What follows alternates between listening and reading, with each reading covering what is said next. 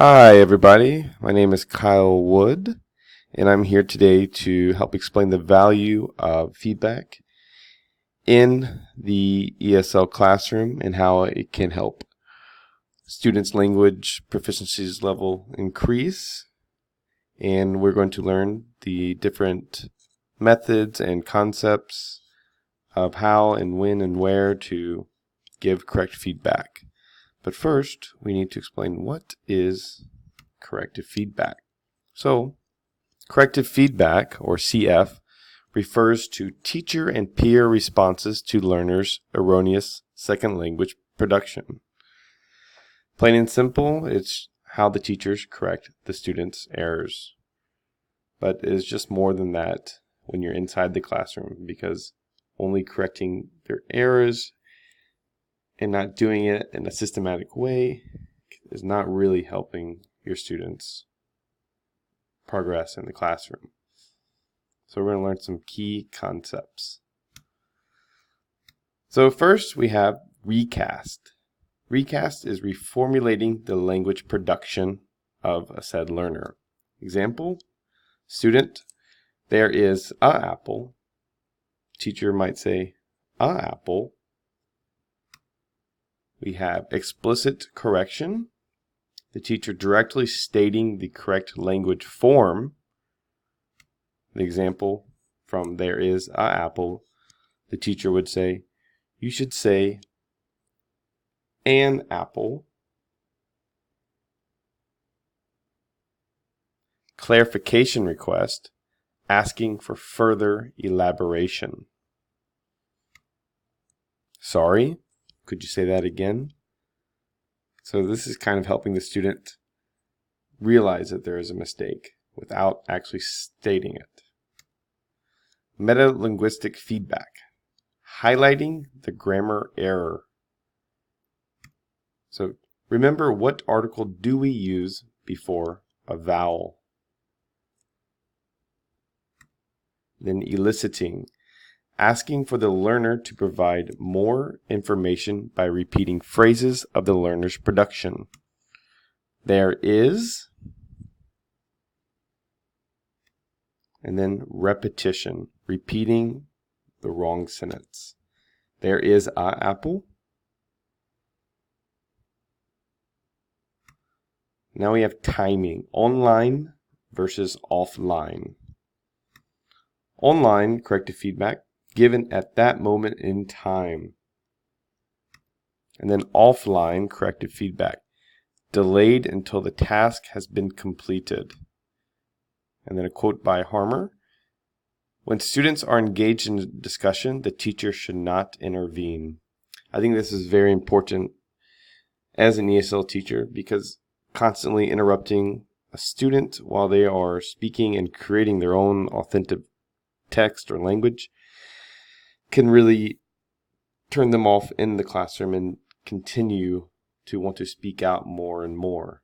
Whereas letting them finish their train of thought and then maybe highlighting an error that was in their discussion within the whole class can help, give them more confidence and to want to speak furthermore in the classroom.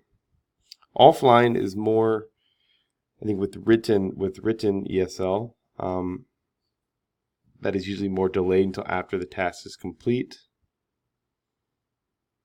Offline can be more beneficial because it is helping the students, harness or hone their own language and not become too dependent on the teacher's input.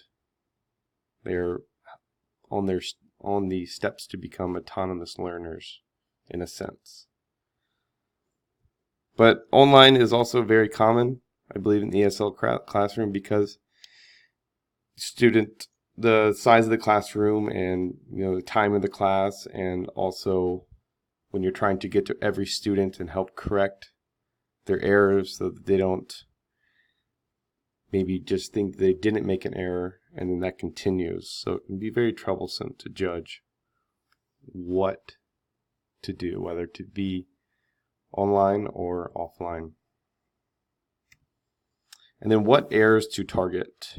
We have errors global versus mistakes local. So errors, as defined by Hedge, due to a lack of knowledge within the specific language. And the mistakes, non-systematic or caused by fatigue. This can be very troublesome, knowing when there's an error or if it's a mistake. Knowing what errors to target will help, your class reach a higher level of the English language, but also you don't want to overcorrect them. Overcorrecting, I believe, will only dissuade students from wanting to speak out more in the classroom.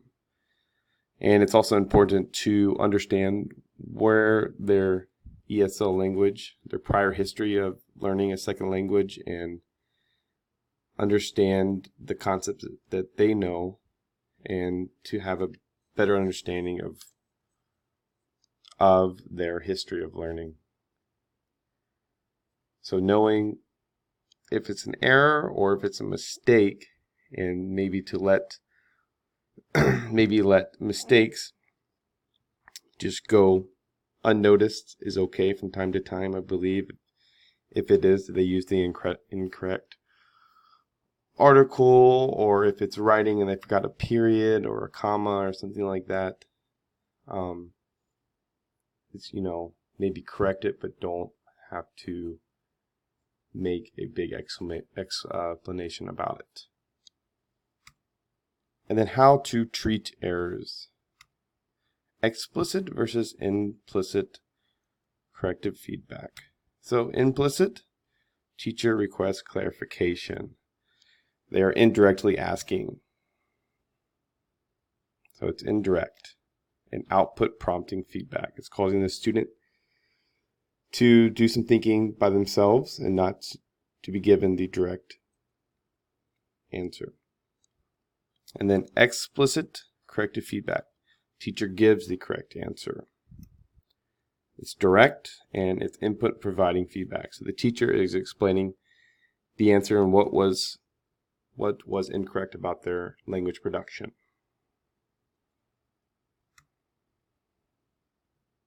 And then concluding thoughts. These are some of the thoughts that I have from my experience of teaching. And so be aware of the learner's zone of proximal development. So when you're creating a lesson, know that it's just one step above them. And also, I believe when you're giving corrective feedback, to also help make it just a little bit higher than what they would be accustomed to, so that you're not making it too easy for them, and also you're causing them to use some of their previous grammar knowledge or language knowledge that they have learned to get the correct answer. Making it too hard or using language that they are unfamiliar with will only cause them to be confused. Help students reach the halfway mark when answering. I think this goes with ZPD. So help students, not just give them the answer, but help them, give them clues or hints, or help them realize where they made a mistake so that they can fix it themselves instead of just giving them the answer. Because they clearly only want the answer, but they always have to do some kind of work so they can become learners, autonomous learners. Provide the proper amount of time for a student's answer. So I know when I'm teaching and you have to get through so many pages in a book that it can become very fast paced, but it's important to realize that that you give them time so the students can come up with their own answer and they can really understand how to use it correctly the next time. And then create lessons that are focused on specific grammar features or common language errors. So focusing on maybe articles or past tense verbs for one lesson will really help them use it correctly in the future. So focusing on regular versus irregular verbs and not just focusing on a wide range of mistakes will help them have a better understanding of how to use specific grammar or language knowledge in the future. Correcting every single detail of their language production, it's only going to cause them confusion, I think, especially when it's young learners in the ESL classroom.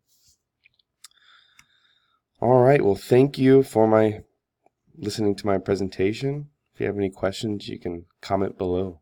Thank you so much. Bye.